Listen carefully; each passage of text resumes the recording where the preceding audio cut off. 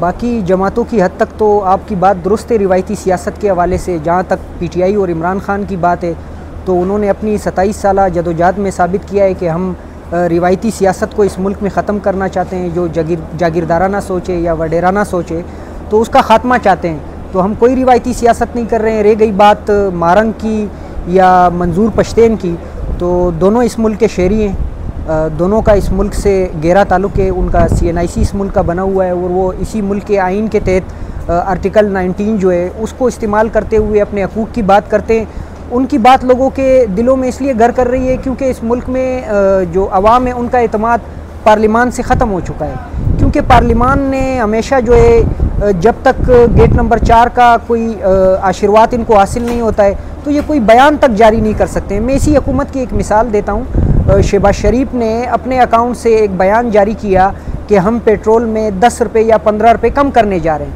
लेकिन आधे घंटे बाद पेट्रोलियम मिनिस्ट्री के जानिब से जब समरी जारी होती है तो उसमें 5 रुपये या 4 या 3 रुपये, यानी जो वज़ीर-ए-आज़म ने बात की थी उसके मुताबिक वो समरी नहीं थी। तो इस मुल्क के फ़ैसले कहीं और से हो रहे हैं। इस वजह से अवाम का एतमाद जो है वो मारंग बलोच जैसे पढ़े लिखे नौजवानों और मंजूर पश्तैन जैसे हकीकी जो तहरीक चला रहे हैं उन पर उनका एतमाद बढ़ रहा है। अगर रियासत चाहती है कि अवाम का एतमाद दोबारा पार्लिमान पे बहाल हो तो उसके लिए आपके पास एक ही रास्ता है। इस वक्त आपने कैदी नंबर 804 को रिहा करना होगा, उसका जो मैंडेट है उसे तस्लीम करना होगा। अगर आप समझते हैं कि मैंडेट उसे नहीं मिला है तो आप दोबारा फ्री एंड फेयर इलेक्शन करके वापस इस कौम को दिखा सकते हैं कि कौन किसको वोट देना चाहता है, या कौम किसकी नुमाइंदगी देखना चाहती है, या कौम किसको अपने मुल्क में वज़ीर-ए-आज़म देखना चाहती है। तो आप अगर कौम का मैंडेट चोरी करेंगे और पढ़े लिखे नौजवानों को, यानी मैं अपनी मिसाल देता हूँ, NA 253 पे मैंने इलेक्शन लड़ा और वहाँ के अवाम ने NA 253 वो हल्का है जिसमें ज़िला ज़ियारत, जहाँ कायद-ए-आज़म ने अपनी ज़िंदगी के आखिरी आयाम गुजारे, डिस्ट्रिक्ट डेरा बुगटी जहाँ से अकबर बुगटी का ताल्लुक़ है जो पूरे मुल्क को गैस सप्लाई कर रही है, कोलू जो एक अपनी असासियत रखती है, वहाँ बहुत सारे मादनियात है, ज़िला अरनाई, यानी एक बहुत बड़ा हल्का है और इस तरह का हल्का है कि वहाँ सरदार वडेरे जागीरदार इस तरह की सियासत चलती थी। लेकिन वहाँ के अवाम ने, वहाँ के वोटर्स ने 46,000 वोट देकर मुझे जितवाया, सिर्फ इसलिए कि वो पुरानी रिवायती सियासत से और ये पुरानी जो पॉलिसी है उससे निकलना चाहते हैं। लेकिन आपके मुल्क ने, आपके इदारों ने, आपके ताकतवरों ने उस शख्स को मेरे हल्के में मुसल्लत किया अवाम के ऊपर जिसके ऊपर 53 FIR चोरी की लांच है। कराची में इलेक्शन से पहले जो कराची में बड़ी गाड़ियाँ छीनी जाती है उसके तमाम FIR मियाँ खान के ऊपर है। मियाँ खान के तमाम पाम 45 में आपको दिखाता हूँ, वो या 0 वोट ले रहे या 1 या 2, उनका इंतखाबी निशान बकरी था। आप इस मुल्क में बकरियों को पसंद करते हैं, आप इस मुल्क में ऐसे लोगों को पसंद करते हैं जो क्रिमिनल माइंड के हो, या आप इस मुल्क में ऐसे लोगों को मुसल्लत करेंगे जो ड्रग माफिया हो, तो फिर तो मुल्क का यही हाल होगा जो आज आपके मुल्क की सूरत हाल आपके सामने। सियासत कैसे शुरू की, PTI में कब से हैं और इस मरतबा कैसे आपको टिकट मिला, उससे पहले क्या कोशिशें रही? सियासत से बचपन से लगाव था। एक अरमान था कि मैं इमरान खान के साथ इस मुल्क के लिए, अपने सूबे के लिए, अपने हल्के के लिए जदोजहद करूं। लेकिन जब स्टार्ट कर रहे थे तो ऐसा कोई इरादा नहीं था, कौंसलर के इलेक्शन का भी इरादा नहीं था। लेकिन इस दफ़ा इलेक्शन में जो सूरत हाल बनी तो एक आजमाइश थी, एक इम्तिहान था जिसके लिए हमने ख़ुद को भी पेश किया और पार्टी का फ़ैसला था, लीडर का फ़ैसला था कि उन्होंने टिकट मुझे दिया और मैंने इलेक्शन लड़ा। अल्हम्दुलिल्लाह आगे भी पार्टी के बयानिए के साथ चलेंगे, अपने लीडर के बयानिए के साथ चलेंगे। बाकी जो अल्लाह पाक ने नसीब में लिखा होगा मुस्कुरा कर उसे कबूल करेंगे इंशाअल्लाह। इलेक्शन से पहले किस तरह की मुश्किलात थी और इलेक्शन के बाद क्या क्या हुआ है, किस तरह ये पूरा अरसा गुजारा? इलेक्शन से पहले भी मुश्किलात थी, स्टार्ट से लेके आज के दिन तक मुश्किलात है। बलूचिस्तान की असासियत का अंदाज़ा आपको होगा, वहाँ के हालात का अंदाज़ा भी आपको है।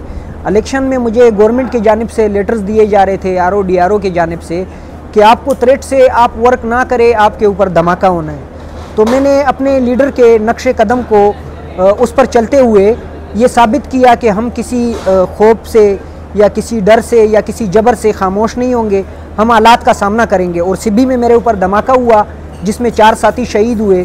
तो अफसोस की बात तो ये, जो रियासत मुझे लेटर दे रही थी, जो रियासती इदारे और एहलकार मुझे लेटर दे रहे थे कि आपको थ्रेट से, उन्हें मैंने बार बार रिक्वेस्ट की कि मुझे सिक्योरिटी दी जाए।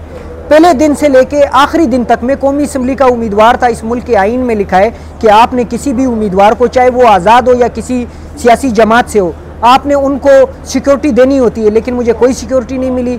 इस मुल्क में जो हालात है उसके ज़िम्मेदार जो है वो एक इदारा है, जिसकी वजह से बलूचिस्तान भी आज इस फेडरेशन से दूर हो रहा है, जिसकी वजह से बाजवड़ के हालात और वहाँ के नौजवानों की जो टून है, जो बयानिया चंद दिनों से आपके सामने आ रहा है, तो ये हमारे अपने अमाल है। जब तक हम अपने अमाल दुरुस्त नहीं करेंगे तो शायद अगर हम इसी सूरत हाल के साथ आगे बढ़े तो मेरे ख्याल से 1971 जैसा सानिया हो सकता है। क्या है इसमें, किस तरह आगे बढ़ेंगे, कोई तरीक़ाकार तो सोचा होगा?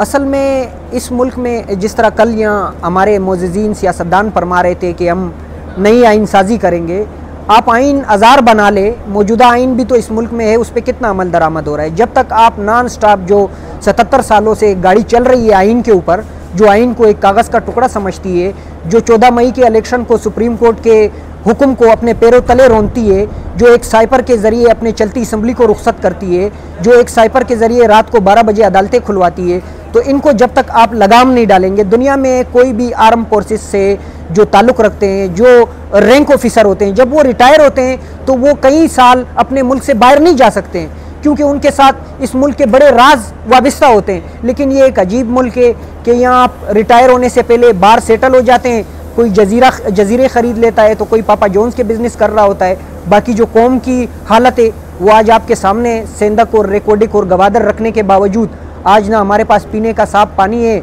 ना हमारे पास वहाँ रोज़गार के मौके हैं, ना हमारे पास सेहत का एक बेहतरीन निज़ाम है, ना हम अपने लोगों को तालीम दे पा रहे हैं। तो इस सेंधक से और इस तमाम मादनियात से जो फ़ायदा इस कौम को मिलना चाहिए था, जाहिर सी बात है ये फ़ायदा तो चंद कुव्वतें लेके गई है, जिनके हाथों में आज जजीरे और पापा जोन्स है और कौम बेरोज़गार दरपदर बदअमनी का सामना कर रही है। बलूचिस्तान की सिक्योरिटी की सूरत हाल पे तो वज़ीर आला कहते हैं कि कुछ बेहतरियाँ लाने की कोशिश कर रहे हैं, तो कितनी सेफ्टी है, क्या खराबियाँ कितनी हैं? इस वज़ीर आला बेचारे का क्या इख्तियार है इस मुल्क में, तो आपके वज़ीर आज़म का इख्तियार नहीं है। आपके सुप्रीम कोर्ट के फ़ैसलों को जिस तरह रोंदा गया, जिस तरह हालिया मखसूस नशस्तों का फ़ैसला आया, वो आइन के मुताबिक तो नहीं था। जाहिर सी बात है डंडे के ज़ोर पे फ़ैसले लिए जा रहे हैं, बंदूक पे ज़ोर पे फ़ैसले लिए जा रहे हैं, तो ये लोग तो मतलब मुल्क को मेरे ख्याल से तोड़ने के करीब लेके गए। जब तक हम मतलब इन मामलात से नहीं निकलेंगे और ये लोग अपने गलतियों को तस्लीम करके कौम को उनके हकूक़ के तहत, जो आइन के तहत उनको राइट्स हासिल है, वो नहीं देंगे, तो मेरे ख्याल से इस मुल्क का कुछ नहीं बन सकता है। बेचारे का क्या इख्तियार है इस मुल्क में, तो आपके वज़ीर आज़म का इख्तियार नहीं है। आपके सुप्रीम कोर्ट के फ़ैसलों को जिस तरह रोंदा गया, जिस तरह हालिया मखसूस नशस्तों का फ़ैसला आया, वो आइन के मुताबिक तो नहीं था। जाहिर सी बात है डंडे के ज़ोर पे फ़ैसले लिए जा रहे हैं, बंदूक पे ज़ोर पे फ़ैसले लिए जा रहे हैं, तो ये लोग तो मतलब मुल्क को मेरे ख्याल से तोड़ने के करीब लेके गए। जब तक हम मतलब इन मामलात से नहीं निकलेंगे और ये लोग अपने गलतियों को तस्लीम करके कौम को उनके हकूक़ के तहत, जो आइन के तहत उनको राइट्स हासिल है, वो नहीं देंगे, तो मेरे ख्याल से इस मुल्क का कुछ नहीं बन सकता है।